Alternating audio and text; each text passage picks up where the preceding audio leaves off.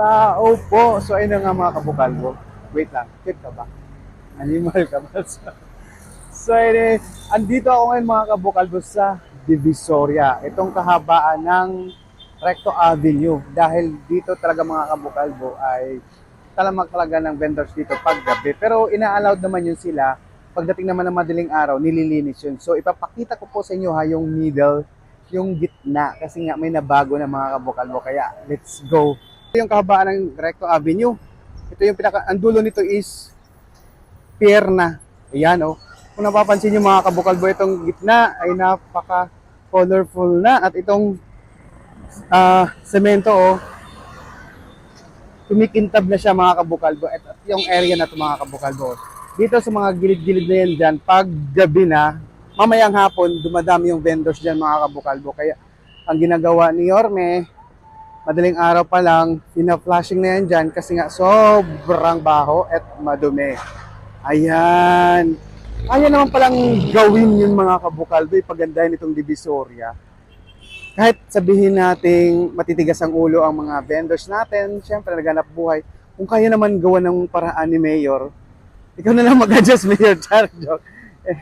So pupunta mo tayo doon papuntang 168 Mall mga kabukalbo kasi sisilipin din natin doon kung ano na ang kalagayan doon. Back to you, Ted! Mga kabukalbo, tingnan nyo naman yung lugar, yung rehas dito sa gitna. Itong middle na mga kabukalbo, hinarangan eh. Tingnan mo, oh, bagong pintura yan. Tsaka, oh, tingnan mo yung kalsada, ang linis-linis. Diba, sadyang meron lang talaga tayong mga kababayan na hindi marunong magtapon ng basura niya. Joke. So, mapapansin yung mga kabukalbo, di ba napakaganda na, napakalinis, amoy kanal, joke lang. So ayan na nga, oh, kitang-kita nyo ha, legit na legit po talaga na nilinis ni Yorme itong gitna at talagang binabrush niya ito, oh. Kaya itong kalsada, oh, tingnan mo ang linis, oh, and yan, oh, ay, sorry, yan, di ba?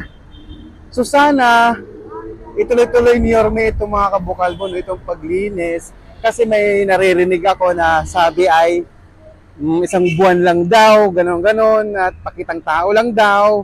Sana wag namang ganon mga kabukalbo. Sana hindi malagyan ng pera yung bulsa ni Yorme at wag siyang pumayag. Sabi mapag ganon talaga. No? To be honest mga kabukalbo, no, napakaganda na ng Divisoria. Sa gabi dito mga kabukalbo, itong area na to, ha, yan, mamaya, hapon yan, marami yung vendors yan mamaya, pero isa ngayon, namnamin muna natin itong amoy kanal, joke lang. Wow, ang hangin mga kabukalbo, napakalinis, talagang, di ba, oh, di ba, oh, napakalinis niyan, sobra, kaya, thumbs up sa iyo, Yorme, ha, sana tuloy-tuloy mo na yan, at yan mga kabukalbo, ang 168 Mall. Tapos yan, oh. Huwag na tayo doon, banda mga kabukalbo, maraming tao eh. Tsaka traffic. Joke lang. Hindi yung traffic mga kabukalbo, nag-aantay lang ng mga pasahero, kaya ganyan, maraming jeep dyan. Di ba ang linis? O, di ba? And ayan, ang 168 Mall, oh, nilapitan ko pa ha. Yan. Tapos ditong area na to, oh, tingnan mo yung dito. O, walang traffic mga kabukalbo, nag-aantay lang sila ng pasahero talaga dyan. Kasi yung gitna, dyan dumadaan yung tao. Kasi yan lang yung may awang eh, para makadaan yung tao.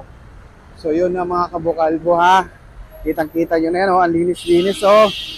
Diba? Grabe, saludo talaga sa iyo, Yorme. Ang kinis, ang kintab, oh, diba? Oh my God, for the vlog lang to mga kabukalbo. So sana naman dyan mag-subscribe ka, mag-follow ka naman. Oh, bye na, ang init na, oh, sunog na yung ulo ko, oh.